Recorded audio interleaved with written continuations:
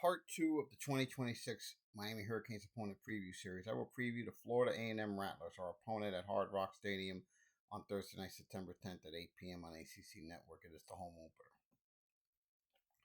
The Florida A&M Rattlers are starting the 2026 season with a new head coach, Quinn Gray Sr.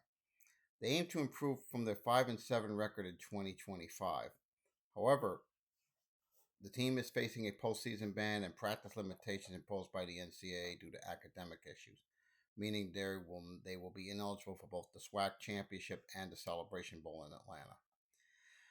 When you look at FAMU offensively, the excitement surrounding Tallahassee and at FAMU centers around first-year head coach Quinn Gray, who came over after a successful stint at Albany State, where he achieved 3 straight winning seasons.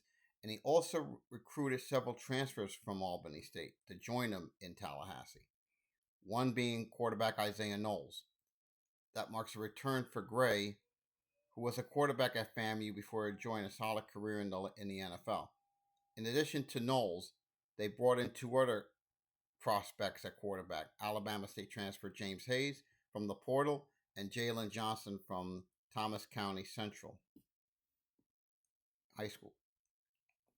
Although Gray's offensive strategy still needs to be validated in the SWAC, Albany State, when he was there, was able to score an impressive 33 points a game last year and average close to 200 yards on the ground each game.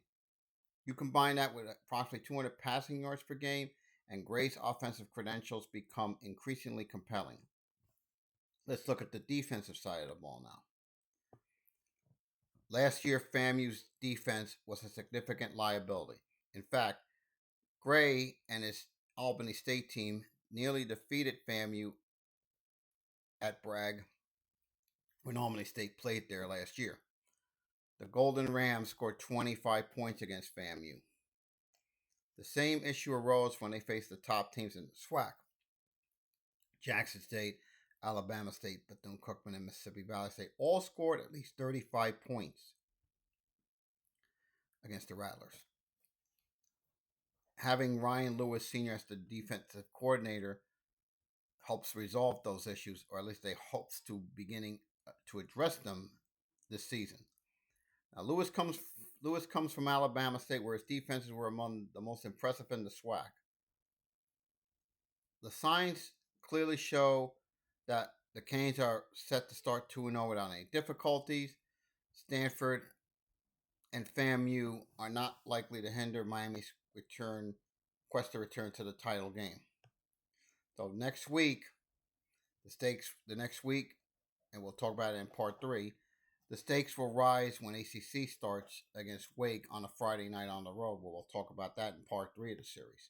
But we continue with this regarding FAMU. 9 of its 12 games will be in the state of Florida, including 2 back-to-back games at Hard Rock in a 5-day stretch. September 6th, South Carolina State in the Orange Blossom Classic, and September 10th at Hard Rock in the Canes home opener. When I look at their schedule, I'm going to be generous with it. I'm going to actually go 8-4 for FAMU in 2026. As I mentioned earlier in part 3 of the series, I will preview the Wake Forest Demon Deacons.